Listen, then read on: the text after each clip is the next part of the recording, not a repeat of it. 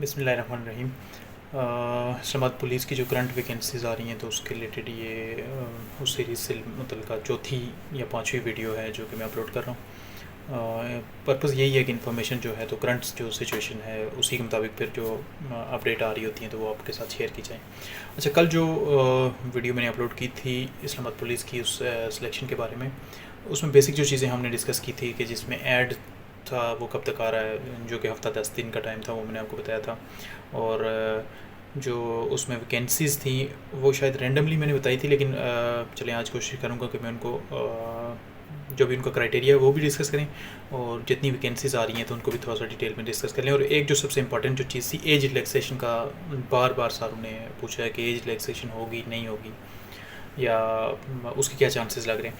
अच्छा, सबसे पहले हम इसी चीज़ को डिस्कस कर लेते हैं कि एज रिलैक्सेशन जो इससे पहले कोविड से पहले की सिचुएशन थी तो उसमें जो इस्लामाबाद पुलिस की जो रिक्वायरमेंट होती थी वो ये थी कि आपकी जो हाइट थी 5.7 और जो चेस्ट थी 33 नॉर्मल कंडीशन में और एक्सपेंड करके तो वो 34 फॉर बॉयज़।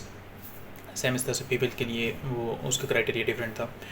तो इस दफ़ा जो एज रिलैक्सेशन का है, कोविड के बाद जितनी भी वैकेंसीज़ जिस डिपार्टमेंट में आई हैं तो उनमें एज रिलैक्सेशन का जो एक 5 साल का जो टाइम था तो वो दिया गया है। अब इस्लामाबाद पुलिस का अभी तक जो ऐड है वो पब्लिश नहीं हुआ। जब तक वो आ नहीं जाता, जब तक कंफर्मेशन के साथ ये चीज़ नहीं कही जा सकती कि उसमें 5 साल की एज रिलैक्सेशन दी जा रही है या नहीं। हाँ, हम एक्सपर्ट सारे यही कर सकते हैं कि उसमें 5 साल की जो एज रिलैक्सेशन है बाकी डिपार्टमेंट्स की तरह से वो रखी गई होगी। और लेकिन अब ये कंफर्म कब तक होगा, ये इसमें 1 या 2 दिन जब तक वो ऐड पब्लिश होता है उस वक्त तक, फिर क्योंकि ये सारी रिक्वायरमेंट बेसिकली जो होती हैं तो वो ऐड में पब्लिक की जाती हैं, उससे पहले इन चीज़ों को डिस्कस नहीं किया जाता। अपर लेवल पे ये चीज़ें ज़ाहिर सी बात है कि डिस्कस होती हैं, डिपार्टमेंट के अंदर ये चीज़ें प्रोसेस में होती हैं, लेकिन उसको इस तरह से पब्लिकली चीज़ों को शेयर नहीं किया जा सकता या उनको बताया नहीं जा सकता। हाँ, अंदाज़ा हम ये कर सकते हैं कि बाकी डिपार्टमेंट से ज़रा इस्लामाबाद पुलिस में भी 5 साल की जो एज रिलैक्सेशन होगी तो वो एक्सपेक्ट की जा सकती है। और वो अगर अलाउ हो गया तो फिर कांस्टेबल के लिए भी जो नॉर्मल आपने की जो एज पहले 25 साल थी वो बढ़ के तो 30 साल हो जाएगी।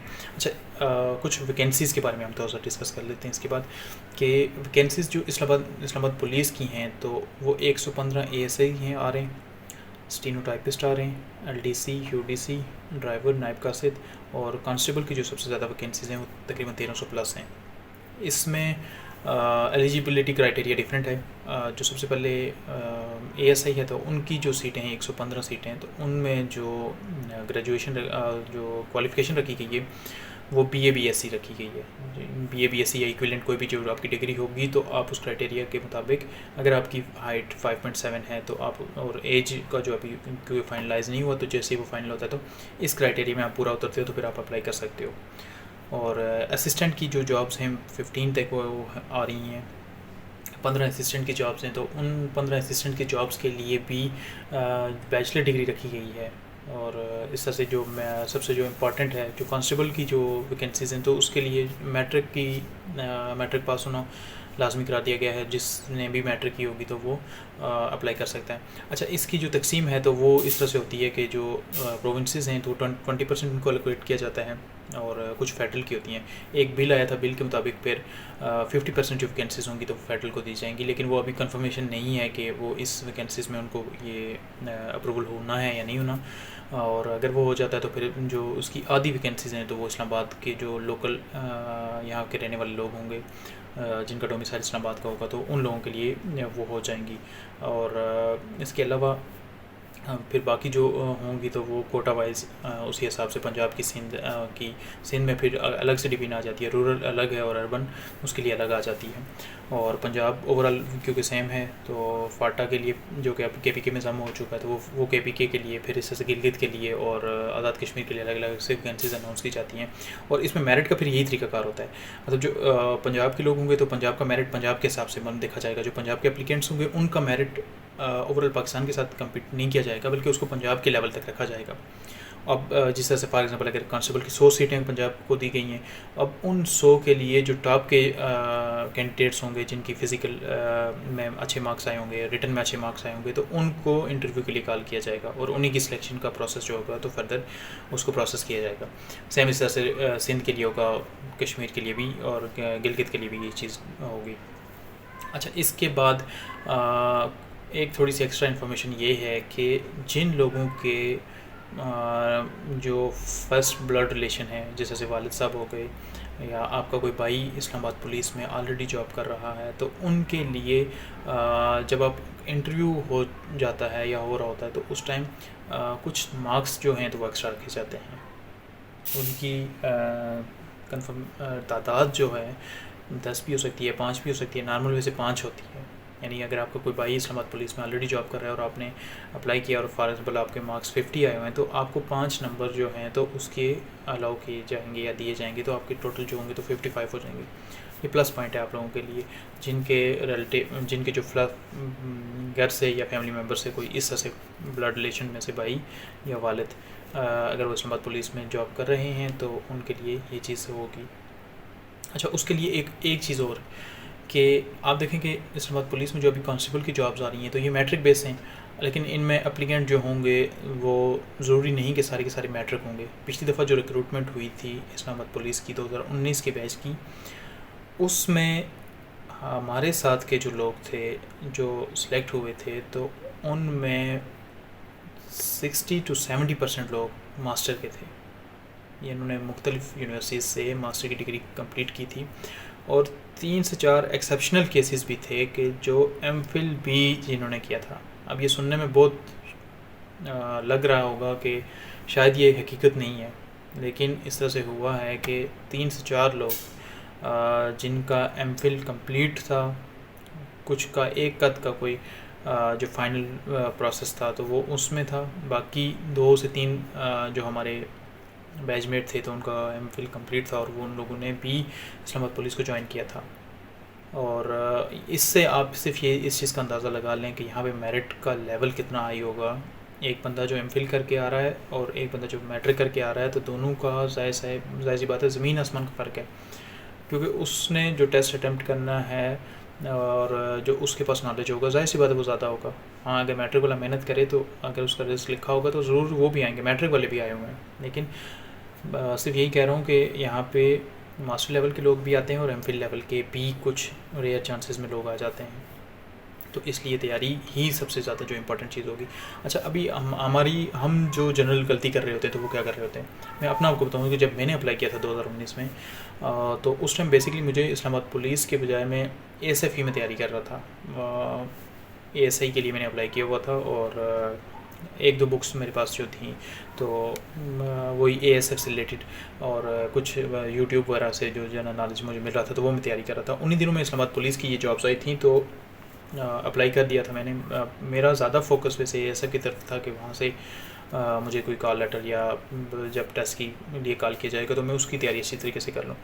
लेकिन उनका प्रोसेस भी आपको पता है थोड़ा डिले होता है, थोड़ा लंबा प्रोसेस होता है। तो अब 1 माह या 15 दिन मैंने तैयारी की होगी, फिर जब नई कॉल आई तो फिर तैयारी छोड़ दी। इस तरह से इस्लामाबाद पुलिस की इन दिनों में फ़िज़िकल हो गया, बस ये भी इस तरह से आके दे दिया। और फिर जब रिटर्न की बारी आई तो उन दिनों में भी क्योंकि ये सब का मैं दे चुका था तो कुछ क्वेश्चन पोर्शन आपको पता है कि बड़ा टफ सा आ जाता है और बंदा बड़ा डिसहार्ट हो जाता है, तो वहाँ से काफ़ी मायूसी हुई थी। इस्लामाबाद पुलिस की जो रिटर्न था तो ये जब मैंने दिया ये NTS के थ्रू हुआ था और इस्लामाबाद में ही मेरा टेस्ट था, क्योंकि सेंटर में मुझे ये करीब पड़ता था तो मैंने यही चूज़ किया था, तो इस्लामाबाद में टेस्ट था। यहाँ पे मुझे एक चीज़ का फ़ायदा ये हुआ था कि मैंने ASI और कांस्टेबल दोनों के लिए अप्लाई किया था और अभी भी आप जो लोग हैं तो ये एक से ज़्यादा सीट के लिए अप्लाई कर सकते हैं। तो जब ASI कांस्टेबल दोनों के लिए अप्लाई किया था तो मेरा जो पहला टेस्ट था तो वो ASI के लिए हुआ था और उसमें क्योंकि तरतीब एक ही होती है, डिफ़िकल्टी लेवल थोड़ा सा ऊपर आ जाता है, यानी कि आप ASI का टेस्ट दे रहे होगे तो उसका डिफ़िकल्टी लेवल थोड़ा सा अप होगा, कांस्टेबल का थोड़ा सा आप कह सकते हैं कि नरम होगा या कम होगा उससे एज़ कम्पेयर टू ASI। अच्छा, जब मेरा ASI का टेस्ट हुआ तो तैयारी के बगैर उसी तरह से कोई 2-4 दिन पड़ा होगा या 5-6 दिन, जैसे आपको पता है कि हम रूटीन में जब हमारी डेट शीट आती है या कोई एग्ज़ाम होने जा रहा होता तो उस दिन दौरान हम तैयारी करते हैं। और इसी तरह से इस्लामाबाद पुलिस का भी यही था कि जब इसकी कॉल आई टेस्ट डेट तकरीबन 10-15 दिन पहले आ जाती है तो कुछ 2-4 दिन मैंने वहाँ से तैयारी शुरू की। अब उस तैयारी से आप खुद अंदाज़ा लगा लें कि 3-4 दिनों में कितना एक पोर्शन बंदा कवर कर सकता है। उसमें इंग्लिश होती है, मैथ होती है, जनरल नॉलेज है, इस्लामियात है और फिर ये भी नहीं कि आपको कुछ 2-4 चीज़ें पूछ ली जाएंगी या वो फ़िक्स वो जो चीज़ें होंगी वो पूरे पाकिस्तान से, पूरे फिर जनरल नॉलेज से वो फिर पूरे उसके कंट्रीज़ आ जाते हैं, पूरी दुनिया की वो नॉलेज उसमें आ जाती है। तो वो आपकी लक है कि अगर आपका वो उसमें आपको वही पोर्शन जो आपको आता है उसमें से रिलेटेड क्वेश्चन आ जाएँ। अदरवाइज़ इतना उस पोर्शन को कोई कवर नहीं कर सकता 4 या 5 दिनों में। तो बहरहाल बताने का मकसद ये था कि जब एएसए का टेस्ट हुआ तो फिर मेंटली मुझे एक अंदाज़ा हो गया था कि अच्छा ये इस तरह का टेस्ट होगा। 70 मार्क्स का था, उसमें से भी उस टाइम जो था एक एक्स्ट्रा चीज़ रखी गई थी, ऐसे रखा गया था 50 नंबर के जो थे तो 52 नंबर के एमसीक्यूज़ थे और 8 नंबरों का जो था तो एक 4 नंबर की एप्लीकेशन रखी गई थी और 4 ही नंबरों का जो था तो एक ऐसे रखा गया था। एएसआई का जो टेस्ट हुआ था तो ये दोनों इंग्लिश में हुए थे। इंग्लिश में एप्लीकेशन लिखनी थी, आपने एक टॉपिक उन्होंने दिया हुआ था म्यूनिसिपल कॉरपोरेशंस को के रिलेटेड के आप लोकल जो स्ट्रीट्स हैं तो वो कैसे उसको आप उनकी कंडीशन को बेहतर कर सकते हैं। और ऐसे जो था तो वो आईटी से रिलेटेड था कि आईटी की जो डेवलपमेंट हो रही है तो इससे मुतालिक आप जो है तो मज़ीद वो चीज़ें शेयर करें। अच्छा सेम फिर ये हुआ कि जब पहले एएसआई का हो गया तो उसके बाद फिर कांस्टेबल का था, 4 या 5 दिन का गैप था। अब उस 4-5 दिन के गैप में मुझे ये था कि अच्छा इसी तरह का पैटर्न होगा और इसको मैं अगर थोड़ा सा वो करूँ, थोड़ी सी चीज़ें को डिस्कस करूँ या उनको तैयारी करने की कोशिश करूँ तो मैं अच्छे तरीके से कर लूँगा। और आप यकीन करें कि इन 4 या 5 दिनों में कि मैं जो तैयारी थी तो बड़ी अच्छी हो गई और उसकी वजह से एमसीक्यूज़ जो थे तो मेरी लक कह दें आप या बस कोई अच्छा टाइम था मेरे लिए। वो एमसीक्यूज़ सारे के सारे जितने 52 थे तो मुझे मेरी आदत है शुरू से ही कि जब मैं पेपर देता हूँ तो उसको अटेम्प्ट बड़ा जल्दी कर लेता हूँ, मेरे पास टाइम काफ़ी बच जाता है। तो एंड पे जो मैंने सिर्फ जो मैं अटेम्प्ट इस तरीके से करता हूँ कि फॉर एग्जांपल अगर एमसीक्यू 60 है ना तो मैं ये नहीं कि तरतीब से पहले से लेके दूसरा तीसरा चौथा और मतलब हर एक को टिक करता जाऊँगा, मैं पहले वो करता हूँ जो मुझे आते होते हैं, मतलब मुझे 100% श्योरिटी होती है कि ये मुझे आ रहे हैं। तो जो मैंने टिक किए थे 52 में से तो वो तकरीबन बन रहे थे कोई 45 और 46 के दरमियान थे, मतलब लक थी मेरी, लेकिन वो इस रेंज में बन रहे थे। और फिर मैंने 4 नंबर जो ऐसे के थे और 4 एप्लीकेशन के थे तो उनमें से भी क्योंकि वो आसान सी थी तो मैंने उनमें से भी 3-3 नंबर अपने लगाए हुए थे। तो मैंने अंदाज़ा ये किया था कि मेरे जो नंबर हैं तो वो आ जाएंगे 50+ ही होंगे। लकीली वो 51 थे। तो अब इस तरीके से वो फिर वो प्रोसेस हुआ और फिर दोबारा से इंटरव्यू के लिए कॉल आ गई तो फिर उसमें उम्मीद ज़्यादा यही थी कि अच्छा अब हो जाएगा, क्योंकि जो बाकी फिर मैंने जो हमारी एजेके की जो लिस्ट बनी थी तो उसमें चेक किया था और बाकी जो नंबर थे तो वो एक कद किसी के 50 से ज़्यादा थे आई थिंक, बाकी 50 की रेंज में ही थे और 50 से कम थे। तो फिर वहाँ से उम्मीद ज़्यादा बढ़ गई थी कि अभी अगर मेरिट पे सिलेक्शन होगी तो उसमें इंशाल्लाह हो जाएगा। तो बहरहाल करते करते फिर वो इंटरव्यू बड़ा अच्छा हो गया और फाइनल सिलेक्शन भी हो गई। मैं सिर्फ आपको ये चीज़ बताना चाह रहा था कि हम लोग टाइम ज़ाया कर देते हैं किन चीज़ों में कि अभी ऐड आ रहा है नहीं आया या कितने कब फिज़िकल होगा, फ़िज़िकल में क्या होगा क्या नहीं होगा, रिटर्न कब होगा। ये चीज़ें जब आपको कंफर्म हो गया है कि वैकेंसीज़ आनी है और आने वाली हैं तो फिर आपको ऐड की फ़िक्र करना बंद कर देनी चाहिए कि ऐड कल आ रहा है, परसों आ रहा है या 2 दिन बाद आ रहा है, 4 दिन बाद आएगा। वो जब आएगा, सोशल मीडिया आज इतना एक्टिव है कि आप किसी भी कोने में बैठे रहेंगे तो आपको पता चल जाएगा वो ऐड आ जाएगा। तो लिहाजा ऐड को पहले से आने की उसकी फ़िक्र छोड़ दें। मेन जो आपकी जो चीज़ होनी है वो आपकी तैयारी होनी है। आप सिर्फ़ और सिर्फ अभी से फोकस करें उसकी तैयारी पे। कम से कम भी अभी जो आपके पास रिटर्न का टाइम है तो 2 माह से 3 माह के दरमियान का है, कम से कम भी। इससे जल्दी कभी भी नहीं हो सकता रिटर्न, 2 से 3 माह लगने ही लगने। अब उन 2-3 माह में आप ये करें कि कोई सी 2-3 बुक्स ले लें। एक पैटर्न यही होना है, इंग्लिश, इस्लामियात, जनरल नॉलेज, उसके बाद आगे आपके पास एप्टीट्यूड टेस्ट भी आजकल लिए जाते हैं और इंग्लिश और उसका एक ऐसे 2-4 देख लें और इस तरह से एप्लीकेशन देख लें। अभी ये खैर पैटर्न नहीं आया हुआ लेकिन आ जाएगा 2-4 दिनों में, तो फिर आप उसी पैटर्न के हिसाब से करना। लेकिन ये जनरल में आपको जो चीज़ें बता रहा हूँ उस चीज़ को आप अभी से तैयारी करना शुरू कर दें। जो लोग जितना आप लोग सोशल मीडिया पे हम सारे देख लेंगे कितना टाइम उस पर लगा देते हैं, तकरीबन कोई कुछ भी ना तो 4 घंटे 5 घंटे हमारे सोशल मीडिया पे, यूट्यूब पे, फेसबुक पे और इन चीज़ों पे चले जाते हैं। आप इस टाइम को कम करके इन बुक्स को टाइम दें, या अगर आप सोशल मीडिया यूज़ भी करते हैं बेशक यूट्यूब से आप तैयारी करें।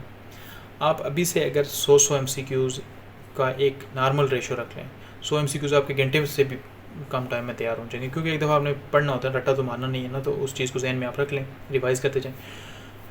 इस तरह से आप जब 300 मतलब 3 महीने आप देख लें कि 90 दिन बन जाएंगे, और ये आपके पास 10-12 हज़ार MCQs का एक जो डाटा होगा वो आपको उस माइंड में बैठ जाएगा। तो वहाँ से जब वो टेस्ट होंगे तो आपकी बेहतरीन तैयारी हो जाएगी, एंड पे आप उनको रिवाइज़ कर लें, बजाय इसके कि आप अपना टाइम अभी से ज़ाया करें और कहाँ से तैयारी करें कहाँ से ना करें। आप जहाँ से मर्ज़ी आपको कोई डाटा मिलता है आप तैयारी करें। आप फेसबुक से करें, आप फेसबुक कितने पेजेस बने हुए हैं जो आपको इस तरह से छोटा मोटा डाटा शेयर कर रहे होते हैं। यूट्यूब से करें, पाकिस्तान MCQs से करें, और कितनी वेबसाइट बनी हुई हैं। बुक्स ले लें, 2-3 बुक्स ले लें कोई अच्छी वाली, अगर हायर लेवल की करना चाह रहे हैं तो आप FSC की वो जो FPSC की सॉरी बुक है उससे कर लें। PPSC की बुक्स आई हुई हैं उससे कर लें, डॉगर्स वालों की बहुत सारी बुक्स हैं उनमें से कर लें, या कम्पिटिटिव एग्ज़ाम के लिए बहुत सारी बुक्स बनी हुई हैं, बहुत सारे ऑथर्स की अच्छी बुक्स लिखी हुई हैं, उनसे कर लें आप। ये चीज़ें आपको बहुत ज़्यादा फ़ायदा देंगी अगर आप इन पे अमल करेंगे तो। हाँ, अगर आपने टाइम ज़ाया करना है तो आप बेशक किसी से भी कोई भी यूट्यूब वीडियो देख लें, अपना वो कर लें, किसी ग्रुप को ज्वाइन कर लें, लेकिन आपको फ़ायदा नहीं होना। आप एक अपनी तरतीब बना लें। देखें, अगर आपने सेलेक्ट होना है, आपने वाकई में ये करना है कि ये 2-3 महीने आपका कैरियर बदल सकते हैं।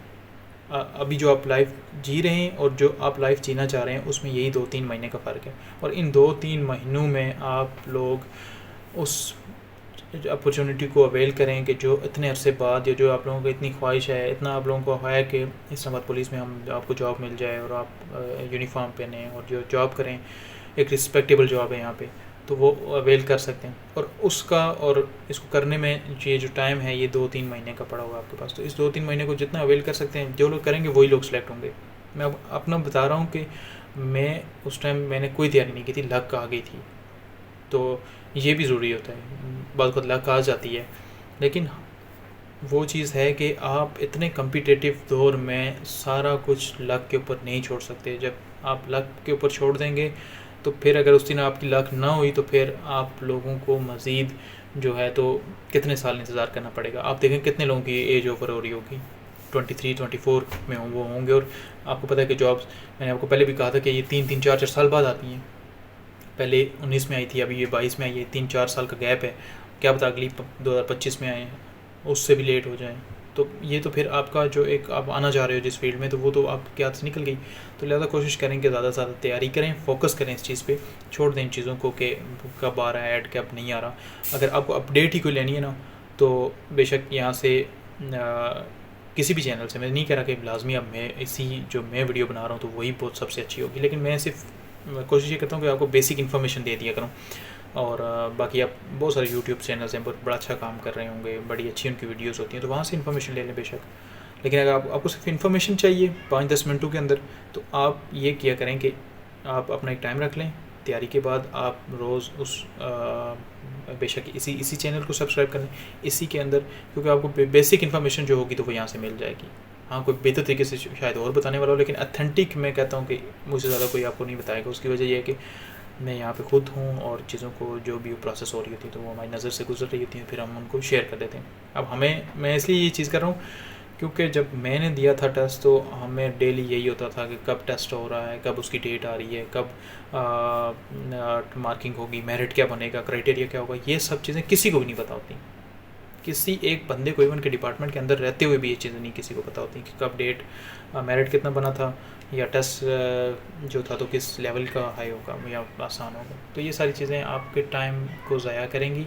आप अपने आप को टाइम को सेव करें, ज़्यादा से ज़्यादा तैयारी करें, जहाँ से डाटा मिलता है वहाँ से तैयारी करें।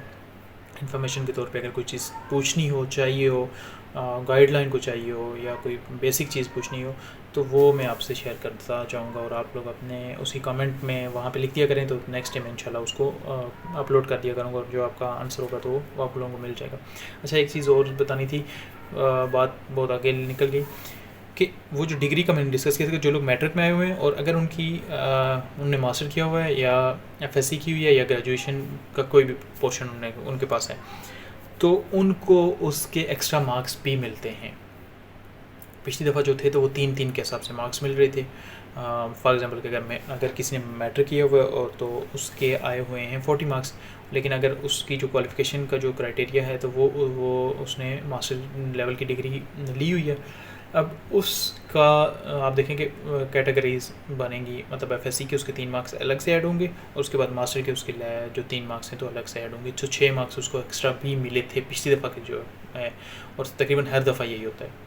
एक तो किसी का रिलेटिव अगर जो फर्स्ट रिलेटिव है वो फैमिली में हो, इस्लामाबाद पुलिस में, तो उसको मिलता है। और सेकंड, अगर उसकी जो डिग्री है वो रिक्वायर्ड एलिजिबिलिटी क्राइटेरिया से अबव वाली है, जिस तरह से एएसआई की क्या है, बीएससी है, अगर मास्टर वाला होगा तो उसको 3 नंबर उसके एक्स्ट्रा मिल जाएंगे, और एमफिल वाला होगा तो डेफिनेटली उसको 6 नंबर और मिल जाएंगे। सेम मैट्रिक वाले के लिए अगर मास्टर वाला है तो 6 नंबर इसके भी एक्स्ट्रा मिल जाते हैं। तो ये चीज़ें चल जिनकी मास्टर डिग्री है और वो अप्लाई कर रहे हैं तो उनको ज़्यादा बेनिफिट्स देंगी।